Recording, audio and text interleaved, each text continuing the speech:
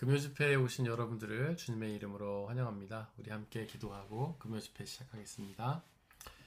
사랑과 은혜의 하나님, 이렇게 일상을 마무리하고 금요일 저녁이 되었는데 이 시간에 세상에 귀 기울이지 않고 주님 앞에 예배하러 나온 우리 모든 영혼을 축복하여 주시기를 소망합니다.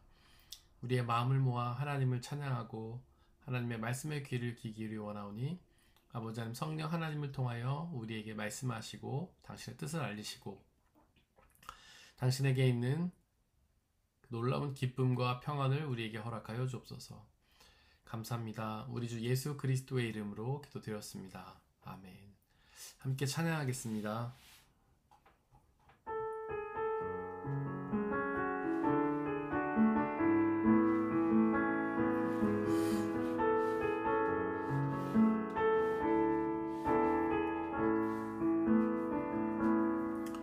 주님은 내 맘에 아픔 알아주시니 지난 밤 눈물 지워주시고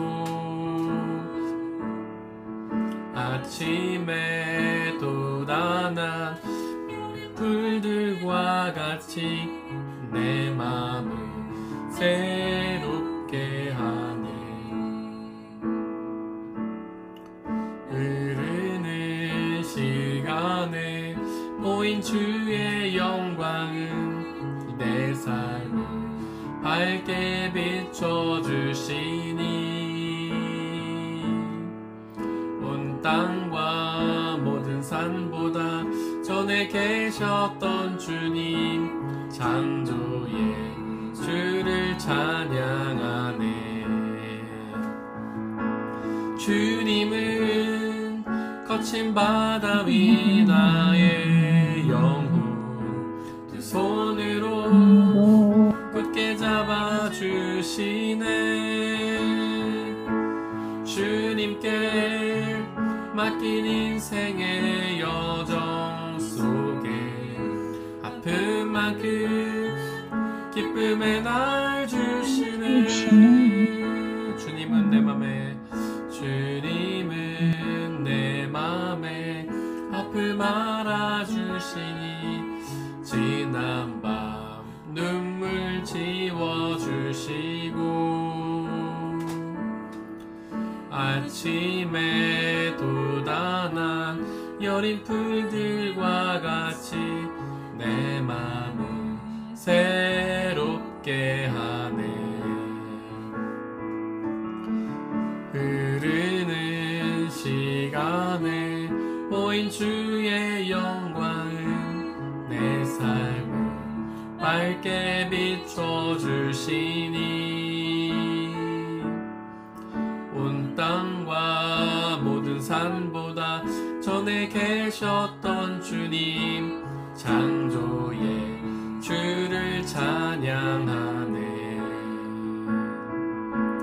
주님은 거친 바다 위 나의 영혼 두 손으로 굳게 잡아주시네.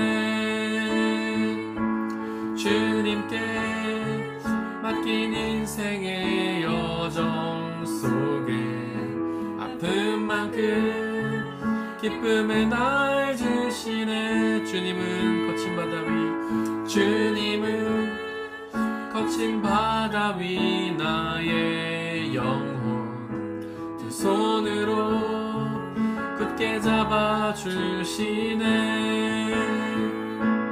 주님께 맡긴 인생의 여정 속에 아픈 만큼 기쁨의 날 주시네.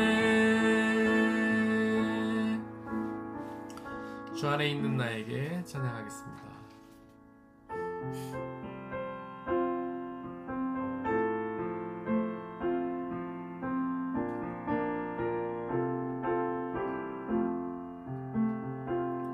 주 안에 있는 나에게 단 근심이 있으랴. 십자가 밑에 나아가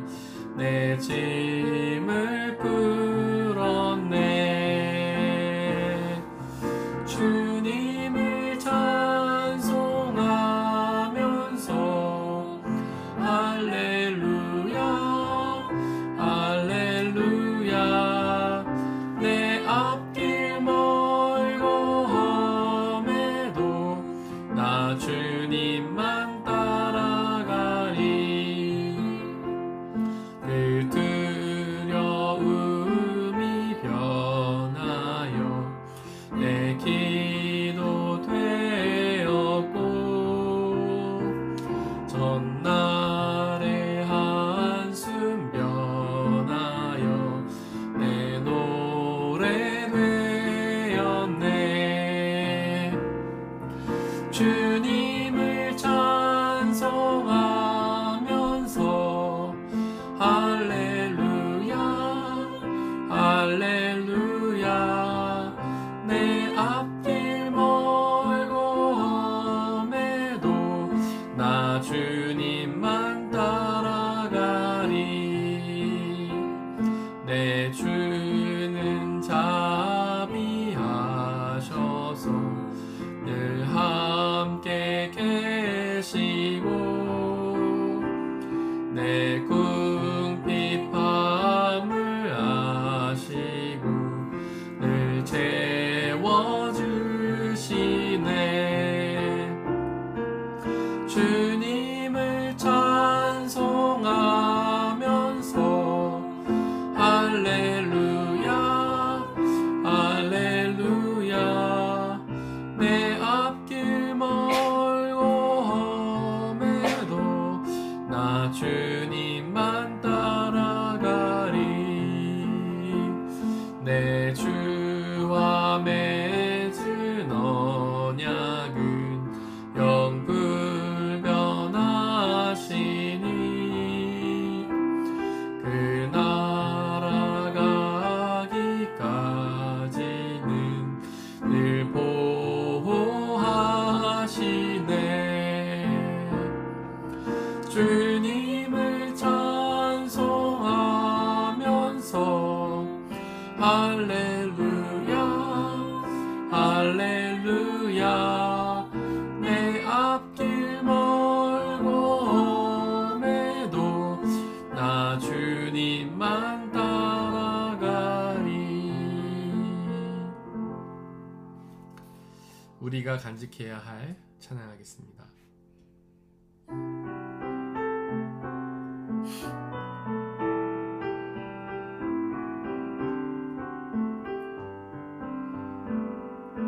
우리가 간직해야 할 소중한 것 있다면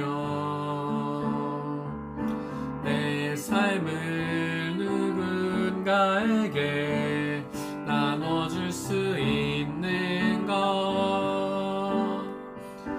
약하고 어리석은 나 자신을 본다 해도 그 모습 그대로를 사랑할 수 있으며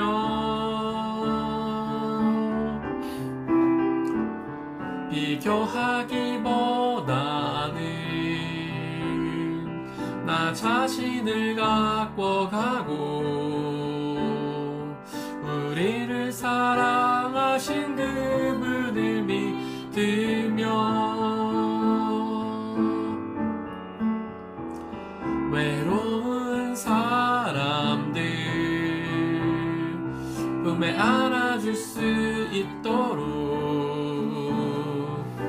우리 맘속에 소중한 것을 간직하며 살아요. 약하고 어리석은 나 자신을 본다 해도 그 모습 그대로를 사랑할 수 있으며 내 안에 숨겨진 큰 비밀을 발견하고 그 소중한 꿈 안에 내 삶을 이루며 삶에 지친 사람들 찾아와 쉬어가도록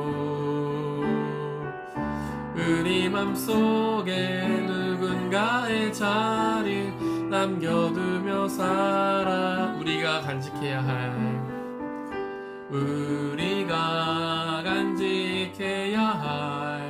소중한 소중한 것 있다면 내 삶을 누군가에게 나눠줄 수 있는 것. 약하고 어리석은 나 자신을 본다 해도 그 모습 그대로를 사랑할 수 있으며 비교하기보다는 나 자신을 가꿔가고 우리를 사랑하신 그분을 믿으며 외로운 사람들 품에 안아줄 수 있도록 우리 맘속에 소중한 것을 간직하며 살아요. 약하고 어리석은 나 자신을 본다 해도 그 모습 그대로를 사랑할 수 있으며 내 안에 숨겨진 큰 비밀을 발견하고 그 소중한 꿈 안에 내 삶을 이루며 삶에 지친 사람들 찾아와 쉬어가도록 우리 맘속에 누군가의 자리 남겨두며 살아요. 사랑하며 살아요. 이 시간 함께 잠깐 기도하겠습니다. 우리 사랑과 은혜 예수 그리스도께서 우리를 당신의 그 놀라운 사랑으로 사랑해 주셨습니다. 그 사랑에 먼저 감격하고 받아들이며 믿고 의지하길 원합니다. 또한 그 사랑을 우리의 이웃들에게 흘려보내기를 원합니다. 그리하여서 하나님을 사랑하고 이웃을 사랑하게 하소서. 그렇게 하나님과 이웃을 사랑하여 하나님께서 주시는 영원한 생명의 은혜를 받아 누리게 하소서. 함께 기도하겠습니다. 사랑과 은혜의 하나님, 우리에게 늘 함께하여 주시는 그 사랑을 기억하고 감사와 찬양을 드립니다. 우리를 향한 그 완전하신 사랑, 영원하신 사랑, 우리가 늘 감격하며 감사를 드립니다. 예수 그리스도께서 십자가 위에서 보여주신 그 놀라운 사랑, 그 사랑을 늘 기억하고 간직하며 온전히 믿고 의지하게 하시고 그 사랑을 우리만 받아 누리고 마는 것이 아니라 우리의 이웃들에게, 우리의 사랑하는 이웃들에게, 혹은 우리와 거리가 먼 이웃들에게, 우리와 사이가 좋지 않은 이웃들에게도 하나님의 그 사랑을 전하며 살아갈 수 있는 우리가 되게 역사하여 주옵소서. 그리하여 하나님을 사랑하고 이웃을 사랑함으로써 주님이 주시는 그 영원한 생명의 은혜를 누리는 귀한 놀라운 역사 허락하여 주시옵소서.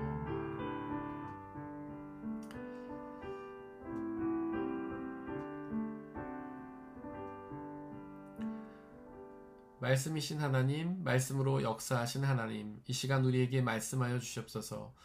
당신의 말씀을 통하여 생명의 진리와 영원한 생명의 진리를 깨닫게 하여 주옵소서.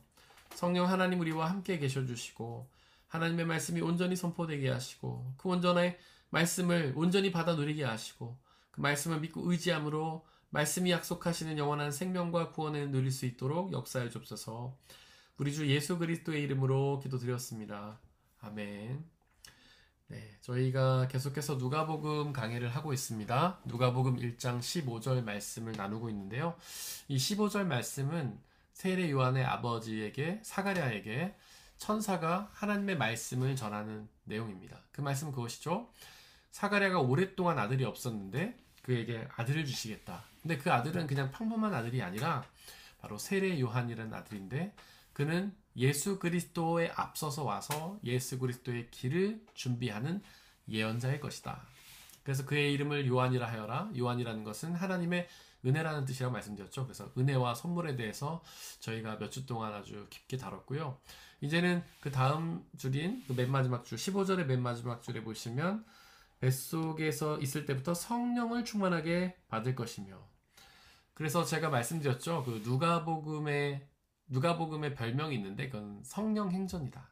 누가복음과 사도행전이 이제 원래는 한 책이었어요.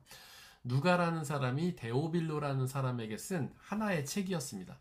근데 그거를 이제 편의상 두 개로 나눴어요.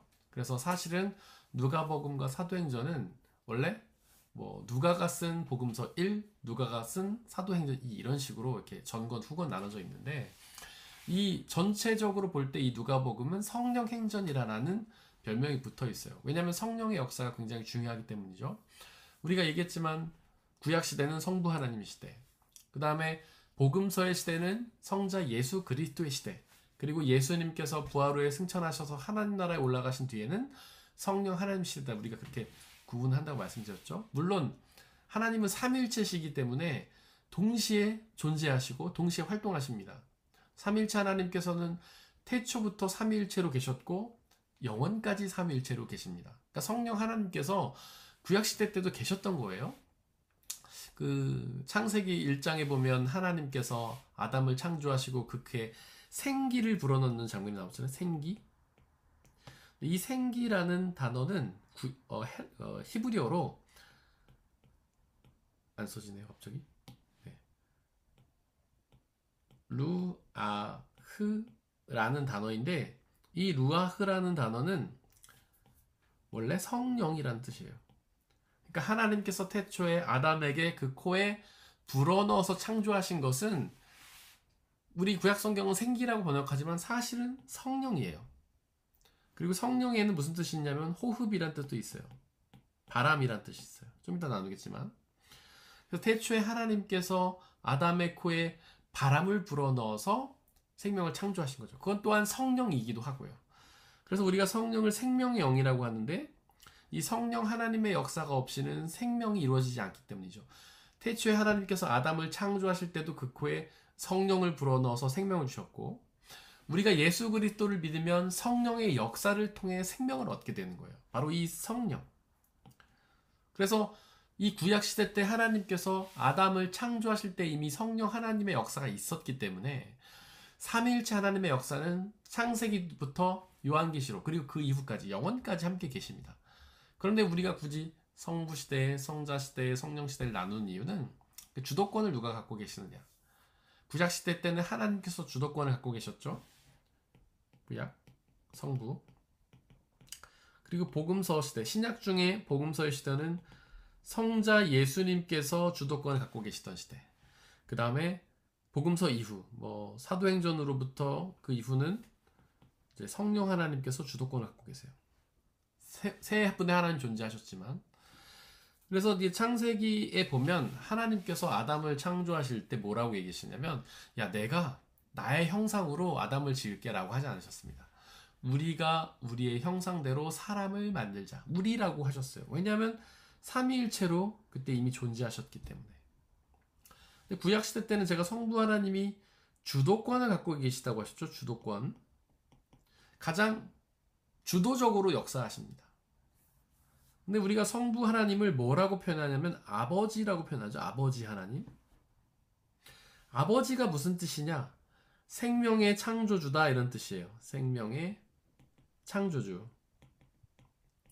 아버지는 생명을 주는 분이죠. 물론 아버지만 계시다고 해서 생명이 생기는 건 아니에요. 어머니도 계셔야 하지만, 이 성경에서 아버지라고 부르는 이유는 사실은요, 남성성을 뜻하는 게 아니에요. 여성 신학자들은 남성성 뜻해서 너무 이 성경이 가부장적이다, 남성 중심이다 얘기하는데, 성경이 하나님을 아버지라고 표현하는 것은 진짜 아버지라서가 아니라 부모님이란 뜻이에요. 부모님. 그러니까 성부 하나님께서는 부모님이세요. 우리의 창조주, 우리에게 생명 주신 분이에요. 그래서 구약시대 창세기로부터 가장 중요한 사건이 뭡니까? 창조주. 창세기 시작하면 창조죠. 그리고 그들이 대를 이어가면서 이스라엘이라는 어떤 민족이 생기고, 사사가 생기고 왕이 생기고, 창조의 역사예요. 그래서 우리가 사도신경에서 하나님을 고백할 때 나는 전능하신 창조주 하나님을 믿는다 이렇게 얘기하죠. 그래서 아버지 하나님의 가장 중요한 역할은 창조주예요. 그럼 성자 예수님, 우리가 보통 성자 예수님을 정삼각형의 오른쪽에 씁니다. 성부 하나님은 정삼각형의 위에. 왜냐하면 성부 하나님께서는 성부 하나님을 위에 쓰는데 그 이유는 하늘에 계시기 때문에, 성자 예수님께서는 하나님의 오른편에 앉으셨기 때문에 우리가 오른쪽에 쓰는데요. 이 성자 예수님께서는 어떤 역할을 하시냐면, 이분은 구약 성경에 등장하지 않으시죠. 신약이 되면서 등장하시는데 바로 하나님께서 육신을 입고 이 땅에 오신, 그래서 성자 예수님이라는 것은, 성자는 아들이란 뜻이잖아요. 아들. 아들이라는 게 무슨 뜻이냐면 육신을 입었다는 뜻이에요. 몸을 입었다. 우리와 똑같은, 평범한 사람들과 똑같은 몸을 입었다. 그게 아들이란 뜻이에요. 몸을 입었다. 그 다음에 이 예수님께서 이 땅에 오셔서 33년 정도, 뭐 학자마다 다르긴 한데 뭐 그냥 대략 30년, 뭐 확실히 확인할 사람은 없습니다. 예수님이 30년을 활동을 하셨는지 33년을 활동하셨는지 아는 사람은 없어요. 그냥 우리가 추측할 뿐인데 30살 안팎으로 우리가 추측을 하죠. 이 성자 예수님이 이 땅에 오셔서 33년이라는 역사 동안 이제 활동을 하셨는데, 그때 뭘 하셨냐? 예수님은 뭐 우리가 힐링, 티칭, 프리칭 이런 얘기 하는데, 치료하고 가르치고 전파하셨다. 그러니까 가르침과 설교, 전파는 이제 설교인데 뭐 굳이 구분할 필요가 없죠. 사실은 비슷한 건데 이거를 주로 했다고 얘기하죠. 근데 가장 중요한 게 빠졌어요. 예수님이 물론 치료하셨죠. 많은 사람 치료하셨죠. 뭐 혈류병 걸린 사람 치료하셨고, 그다음에 귀신 들린 사람, 뭐 다른 말로 하면 마음의 병 들린 사람도 치유하셨고, 심지어 죽은 나사로도 살려주셨죠. 그 치유하셨습니다. 그리고 가르치셨죠. 전파하셨죠. 설교하셨죠. 이 가르침과 선포의 핵심이 뭐예요? 가장 중요한 게 뭡니까? 예수님께서 사역 시작하면서부터 마칠 때까지 일관적으로 계속해서 선포하신 그 메시지가 뭘까요? 딱 한 가지예요. 바로 하나님 나라죠. 예수님께서 사역을 시작하면서 뭐라고 말씀하셨습니까? 회개하라, 하나님 나라가 가까이 왔다. 이 메시지는 세례 요한의 메시지와도 똑같아요. 세례 요한은 예수님보다 약 6개월 먼저 태어나셔가지고 활동하시면서 똑같은 메시지를 하셨어요. 회개하라, 하나님 나라가 가까이 왔다. 그것이 바로 세례 요한이 예수님의 길을 예비한다는 뜻이에요. 하나님의 나라를 함께 예비한 사람. 그래요. 예수님께서는 가르쳐 전파하셨는데 그 핵심은 하나님 나라예요. 그 다음에 가장 중요한 역사가 하나 있는데 그게 뭐냐면 십자가의 고난과 죽으심 그리고 부활입니다. 많은 사람들이 십자가의 고난과 죽으심까지만 이야기해요. 물론 예수님이 십자가의 고난 당하시고 죽으심으로 우리의 죄를 용서해 주셨죠. 아주 중요한 사건이에요.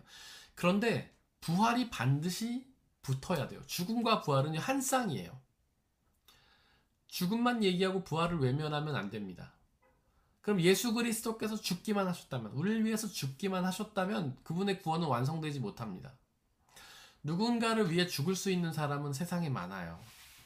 자식을 위해 목숨을 희생하는 부모도 있고, 반대로 부모를 위해 자신을 희생하는 자식도 있고요. 심지어는 생전 모르는 사람을 위해 자신의 목숨을 바친 사람도 있죠. 대표적인 예로 세월호에서 자신의 어떤 이웃을 돕기 위해서 자신의 목숨을 희생한 그런 선생님들. 물론 자신의 학생을 구하는 것도 있지만 저는 모르는 사람도 구했지 않습니까? 그렇게 남을 위해서, 제3자를 위해서 자신의 목숨 버린 사람은 많단 말이에요. 그렇기 때문에 예수님이 우리를 위해 죽으셨다는 사실만으로는 예수님이 그렇게 특별하신 건 아니에요. 물론 특별하시지만, 하지만 예수님을 가장 특별하게 만드는 사건은 뭐냐? 바로 부활이죠. 부활. 예수 그리스도께서 부활하셨다는 것은 아주 특별한 사건이에요. 그걸 우리가 부활을 너무 지저분하게 낙서해서 보시기가 어려우실 것 같은데, 부활을 유일회적 사건이다 이렇게 말합니다. 시작적으로는요. 무슨 뜻이냐면 이 전 인류의 역사상 창조 때부터 지금까지 단 한 번 일어난 사건이라는 뜻이에요. 부활이라는 게. 단 한 번 일어난 사건. 그 전에는 한 번도 부활이 없었다는 뜻입니다. 그럼 여기서 질문이 가능하죠? 나사로는 뭐냐? 예수님께서 나사로를 살리시고 나는 부활이요 생명이니 나를 믿는 자는 죽어도 살겠고 살아서 믿는 자는 죽지 않을 것이다 말씀하셨는데, 그럼 나사로가 부활이 아니냐? 나사로는 부활이 아닙니다. 나사로는 우리가 뭐라고 얘기했냐면 소생이라고 합니다. 소생. 부활과 소생은 다른 겁니다. 부활과 소생의 차이는 뭐냐면, 소생은 죽었다가 다시 살아나는데 이 땅에서 다시 살아나는 거예요. 그리고 다시 죽게 되는 것이 소생이에요. 근데 부활은 뭐냐면, 죽었다가 다시 살아나서 하나님 나라에서 영원히 사는 것이 부활이에요. 그래서 이 세상에서 부활한 사람은 예수님밖에 없어요. 나사로는 이 세상에서 죽었다가 이 세상에서 다시 태어났고, 그리고 다시 죽었기 때문에 그는 부활이 아니에요. 그럼 뭐 엘리사는 어떠냐? 엘리사, 그도 죽음을 보지 않고, 엘리사가 아니라 엘리야죠. 죄송합니다. 엘리야. 엘리야도 죽음을 보지 않고 하나님 나라 올라갔는데, 엘리야는 그럼 부활이 아니냐? 엘리야도 부활이 아닙니다. 부활은요, 죽어야 돼요. 죽었다가 다시 살아나서 하나님 나라에서 영원히 사는 게 부활이에요. 제가 다시 한번 써볼게요. 부활은 먼저 중요한 게, 죽었다가 다시 살아나서 하나님 나라에서 영원히 사는 것. 이 네 가지 조건이 충족돼야 부활이에요. 근데 엘리야는요, 하나님 나라에 가긴 갔어요. 영원히 살긴 살겠죠. 근데 이 3, 4번밖에 충족을 못했어요. 1, 2번이 빠졌어요. 그래서 엘리야는 부활이 아닙니다. 전 인류에 부활한 사람은 딱 예수 그리스도 한 분뿐이에요. 그분은 죽으셨죠. 십자가 위에서. 그러므로 우리의 죄를 대신 지고 죽으셨습니다. 그리고 다시 살아나셨어요. 살아나심으로 뭘 완성하셨냐면 영원한 생명을 완성하셨어요. 영원한 생명. 그래서 영원한 생명의 창시자라고 히브리서가 말하잖아요. 영원한 생명의 창시자 예수 그리스도. 부활하심으로써 영원한 생명을 창조하셨죠. 고린도전서에 뭐라고 얘기합니까? 15장에 부활의 첫 열매.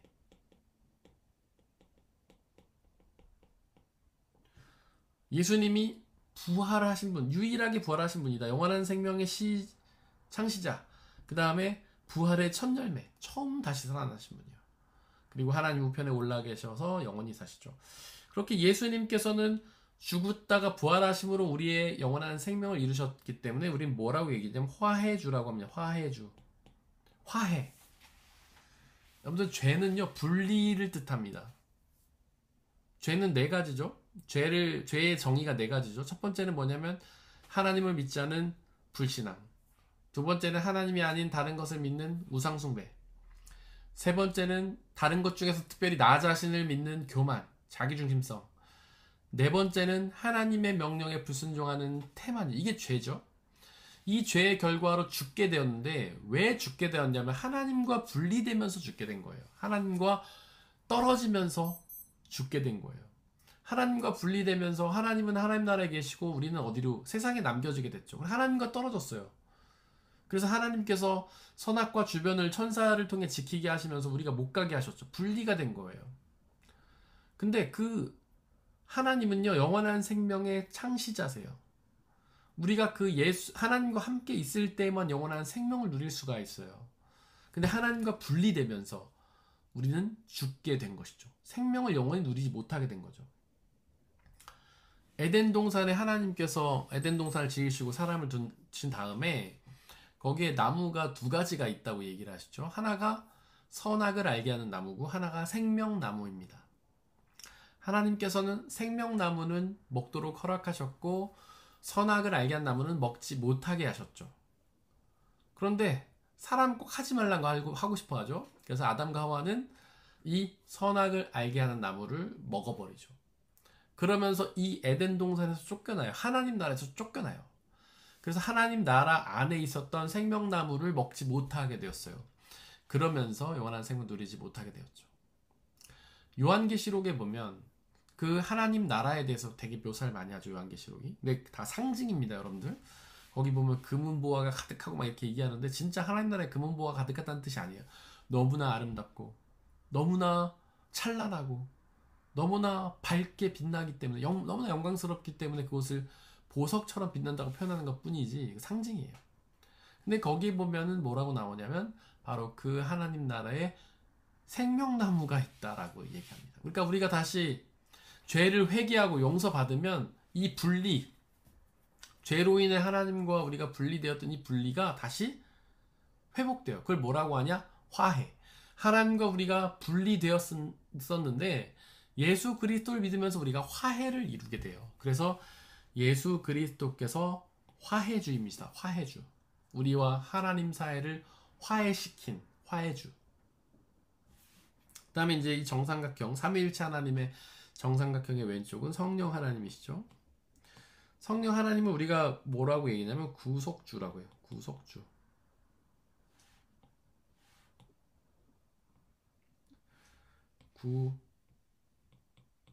구속주.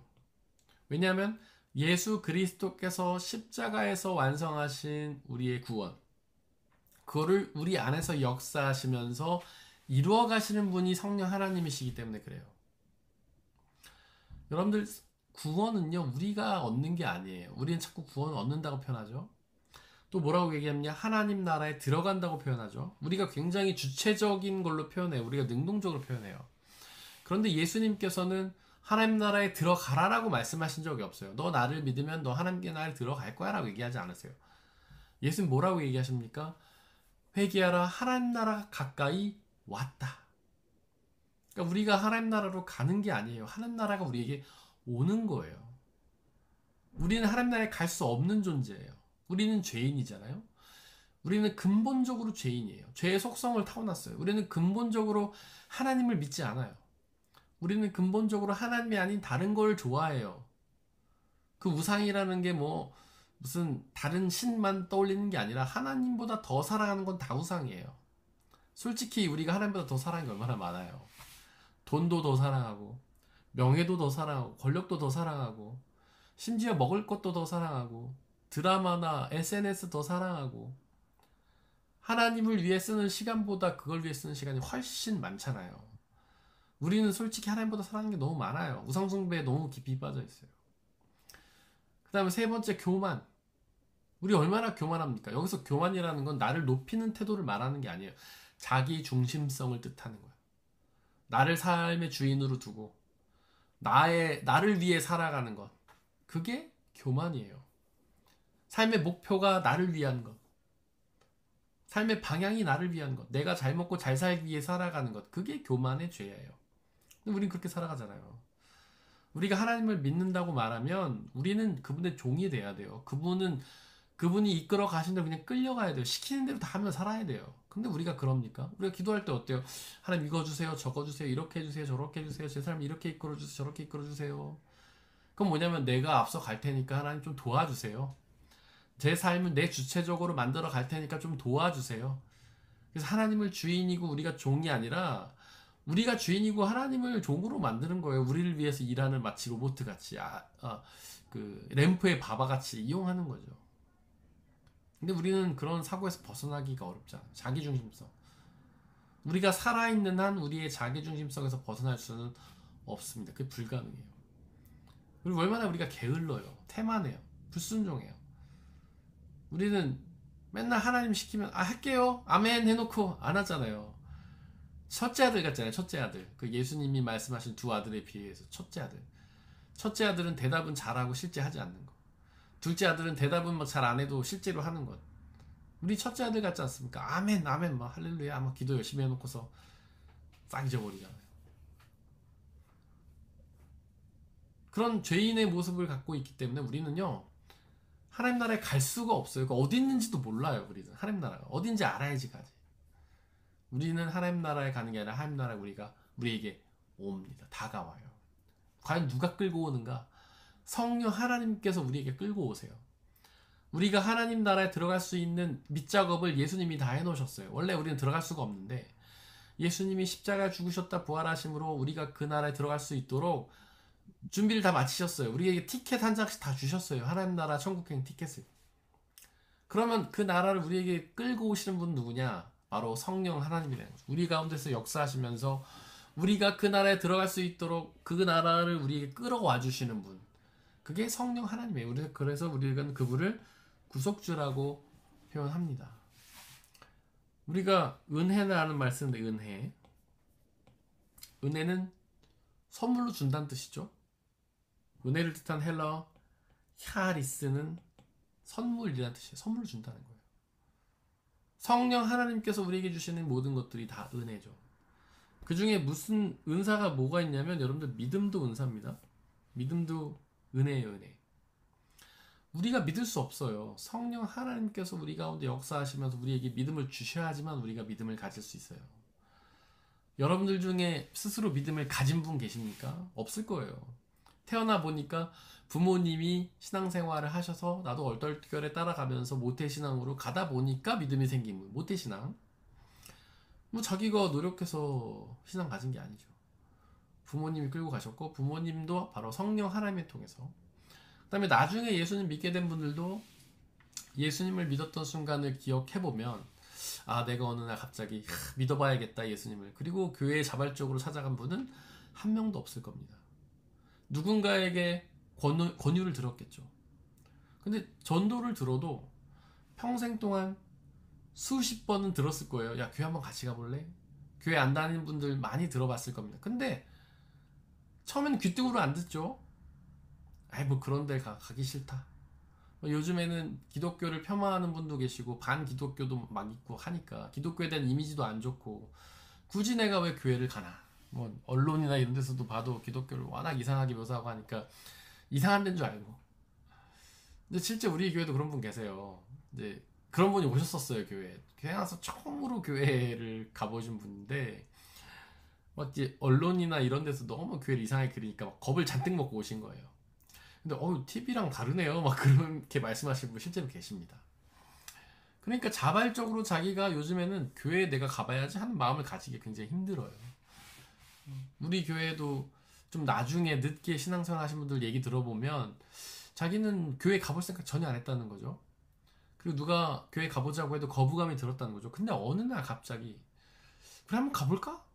마음이 열린 거라는 거죠. 근데 그게 누구의 의지예요? 내 의지가 아니에요. 성령 하나님의 역사죠.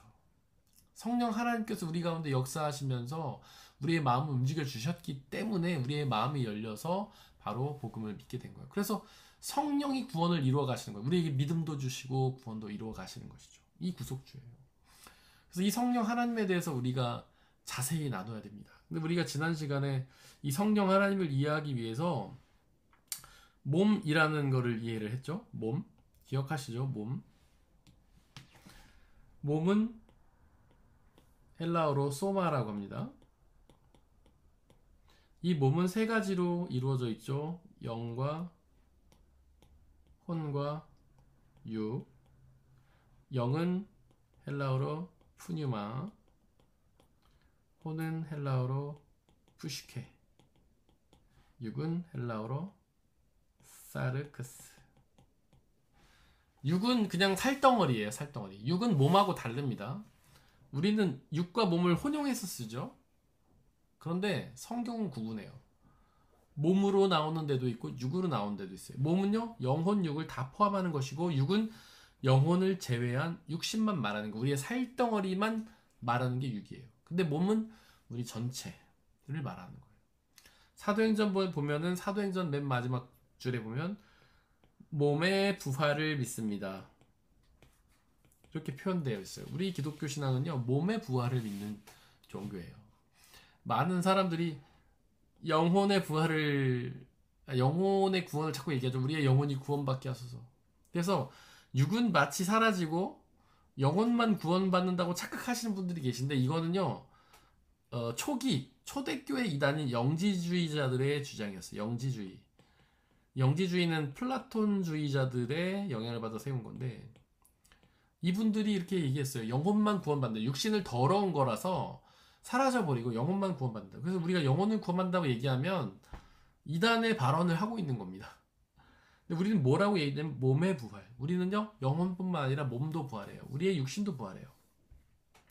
그래서 영은 우리의 마음과 생각이라고 말씀드렸죠. 혼은 우리의 의지와 결단. 우리 머릿속에 드는 생각들, 그 다음에 마음은 이제 감정이라고 할 수 있어요. 그래서 생각과 감정은요 영의 소관이에요. 영. 혼은 의지를 내리고 결단하는 거예요. 근데 이 영에 두 가지 존재가 활동을 하는데 성령 하나님과 악한 영, 사탄이 활동을 합니다. 그래서 우리의 영, 우리의 마음과 생각 속에는 성령 하나님과 악한 영이 같이 활동하면서 각자의 생각을 집어넣어요. 성령 하나님은 성령의 생각을, 악한 영은 악한 영의 생각을. 거기까지는 내 것이 아니에요. 어디부터 내 것이냐? 의지와 결단을 내릴 때. 그것을 의지를 가지고 결단을 내릴 때 내게 되는데, 이 의지와 결단은 무엇으로 나타나면 말, 계획, 행동. 그래서 우리가 입으로 우리의 생각을 말하는 순간, 우리의 생각을 실제 구체적인 계획을 잡는 순간, 우리의 생각을 행동으로 옮기는 순간 이게 나의 것이 되는 거예요. 혼 때문에 나의 것이 되는 거예요. 영은 나의 것이 아닙니다. 그래서 내가 무슨 생각을 하든 그건 내가 생각하는 게 아니에요. 집어넣어 주시는 거예요. 성령 하나님인 성령 하나님의 생각을 집어넣어 주세요. 그러니까 성령의 생각이 들으면 내가 한 게 아니라 생각이 성령님이 부어주신 거예요. 악한 생각, 죄된 생각이 들면 그걸 내가 한 게 아니고 사탄이 부어 넣은 거예요. 중요한 건 그걸 취하는 게, 어떻게 취해서 내 거를 만드냐가 중요한 것이죠. 내가 성령 하나님의 생각을 취해서 성령 하나님 뜻대로 살아가려고 한다면 그것은 성령의 사람이고, 만약에 악한 영의 생각을 취해서 악한 영의 생각대로 살아간다면 그거는 악한 영의 사람이죠. 그래서 성령 하나님께서는 이 영에 활동하시는 분이에요. 우리는 성령으로 충만해야 돼요. 성령으로 충만하는 건 뭐냐면 우리의 마음과 생각을 성령 하나님의 생각으로 가득 채우는 거예요.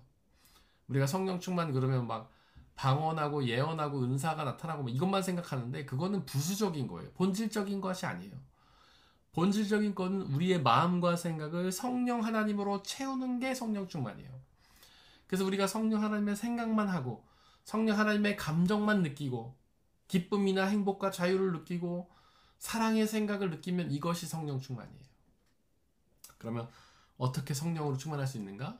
우리의 마음과 생각을 성령 하나님으로 채우면 돼요. 하나님의 채우는데 뭘로 채우냐? 기도와 말씀으로 채우는 것이에요. 기도를 통해서 항상 성령 하나님의 도우심을 구하고 말씀을 주야로 묵상하면서 우리의 생각을 말씀으로 채우고 그러면 우리는 성령 충만해져요. 여러분들 우리가 보고 듣고 읽는 거 되게 중요하잖아요. 우리가 많이 보고 많이 듣고 많이 읽으면 그 생각으로 가득 차게 돼요. 그 생각만 하게 돼 있어요. 근데 우리가 세상의 가치에 대한 생각을 많이 하면 그걸로 가득 차는 거, 돈 생각하고 돈에 관련된 글만 쳐다보고 그러고 있으면 우리 머리는 돈으로 차는 거예요.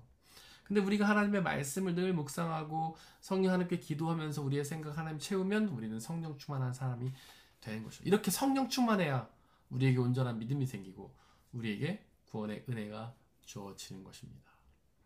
우리 함께 찬양하고 기도하겠습니다.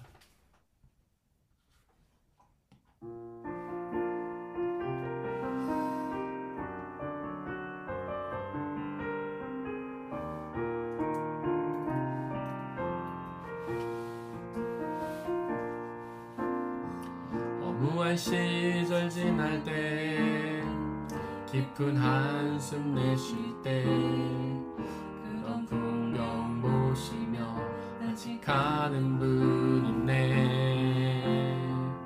그와 같이 너희를 버려두지 않으리. 내가 너희와 영원히 함께하리라. 성령이 오셨네. 성령이 오셨네. 성령이 오셨네. 내 주에 보내신 성령이 오셨네. 우리 인생 가운데 친히 찾아오셔서 그 나라 꿈꾸게 하시네. 허무한 시절 지날 때, 허무한 시절 지날 때, 깊은 한숨 내쉴 때 가는 분이네. 그와 같이 너희를 버려두지 않으리. 내가 너희와 영원히 함께하리라.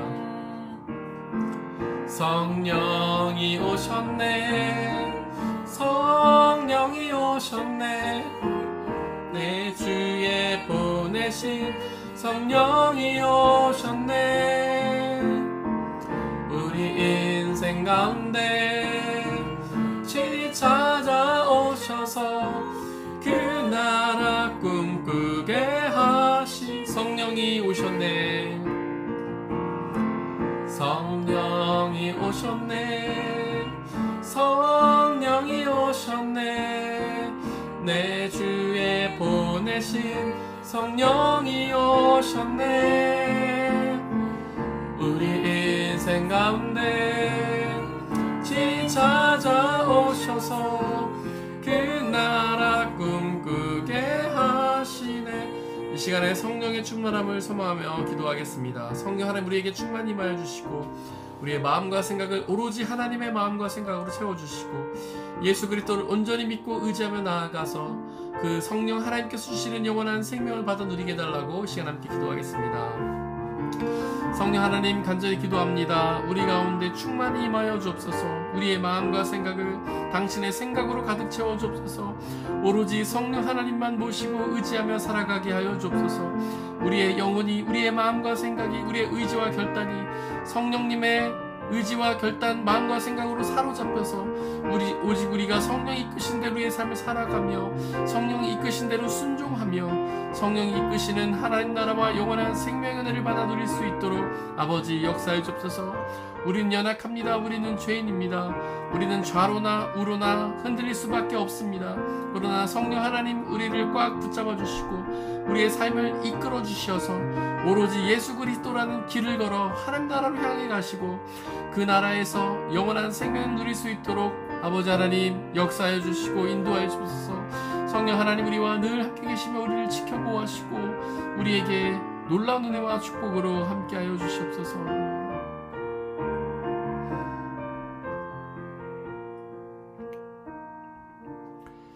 성령 하나님 이 시간 간절히 기도하오니 우리 안에 충만히 거하여 주시고 우리의 마음과 생각을 장악하여 주시고 우리가 오직 주님의 생각으로 가득 차서 오직 주님을 온전히 믿으며 주님의 뜻을 따르며 살아갈 수 있도록 역사하여 주옵소서. 사탄은 끊임없이 우리를 꼬드기겠지만 성령 하나님 우리를 지켜보호해 주시고 우리가 좌로나 우로나 치우치지 아니하고 오직 성령의 인도하심을 따라 걷게 하셔서 예수 그리스도라는 길을 지나 하나님의 나라에 들어가 영원한 생명의 은혜를 누릴 수 있도록 역사하여 주옵소서. 우리 영혼들 일주일 동안 수고했습니다. 평안한 쉼을 주시고 또 주말 가운데 하나님의 은혜를 온전히 누리게 하셔서 또 다가올 새로운 한 주의 일상을 주님 주시는 힘으로 넉넉히 승리하며 살아갈 수 있도록 역사해 주옵소서. 언제나 항상 우리를 지켜보호하시며 우리와 함께 계시며 우리의 구원을 이끄시는 우리 주 예수 그리스도의 이름으로 기도드렸습니다. 아멘.